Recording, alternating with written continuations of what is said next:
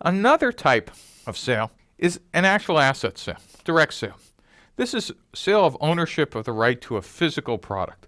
And in a physical channel, some best examples are, buying cars, Ford or General Motors or Nissan, or going into a Walmart, buying products in their massive stores, or going to your local hardware store and buying some thermometers. Or, as we said earlier, there could be a usage fee strategy, and the fee is proportional to how much of the service you used. What's an example of companies that do usage fees? Well, every time you use your cell phone, either for voice or data, you're paying a fee proportional to the services. Or if you're a web developer, Amazon's web service has been the reason why the web has exploded, because you no longer need to buy hardware, but you're paying per computing or per database size or anything else. Or FedEx. You're now paying for every envelope or package you ship. Or, what's really interesting is electric power. Always used to be metered in proportional to the service.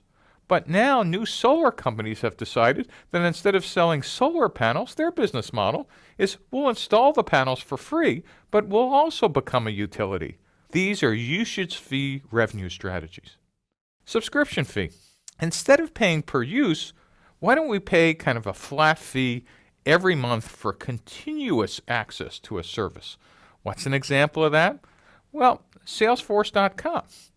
We pay literally for a continued use of the product, or maybe a better example is Netflix with all-you-could-eat downloads for videos. Want to watch infinite number of movies? You pay just a flat subscription fee.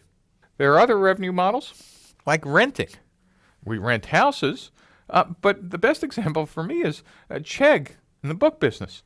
Now all of a sudden, I could temporarily rent books or borrow lenses, which says, listen, instead of buying expensive camera gear, which you might just use intermittently for photo shoots, like expensive Hasselblads or expensive lenses, why don't you just go in and rent them for a temporary amount of time?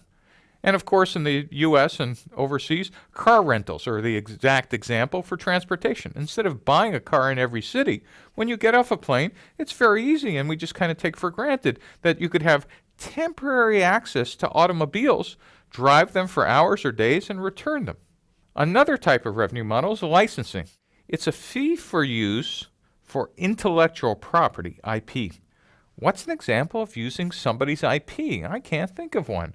Well, if you ever used any software from any computer manufacturer, congratulations. If you ever read the fine print from Microsoft or Electronic Arts or even Apple, you don't own your software.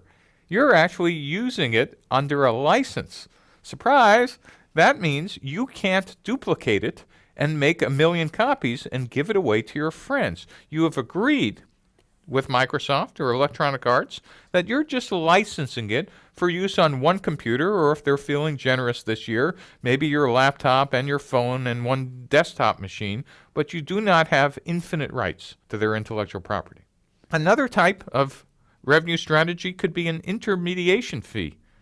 Now, sometimes we find this in marketplaces, and it's a fee for bringing two parties together involved in a transaction. What's an example? Well, the most popular one right now is Airbnb.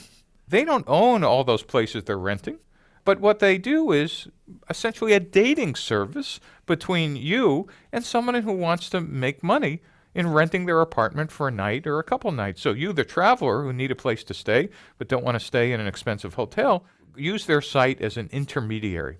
Or Etsy, or even better, Cafe Press, or E-Trade. All these are kind of brokers. And by the way, in the physical world, the classic is real estate brokers.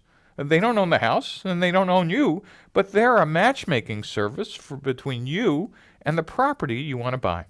Another strategy for a revenue stream could be advertising. So again, if you remember our conversation about Google's strategy and Facebook and Spice and Mint, it's all about creating massive numbers of users so I could monetize, fancy name for make money from, all those users, not from making them pay, because last time I looked, the Google search didn't cost me anything directly, but Google is actually using me to sell to advertisers. They're saying, hey, you want to get in front of people like Steve? All you have to do is pay us for access to these groups of individuals. And in fact, if we're very sophisticated, we could segment them by specific keywords or interests.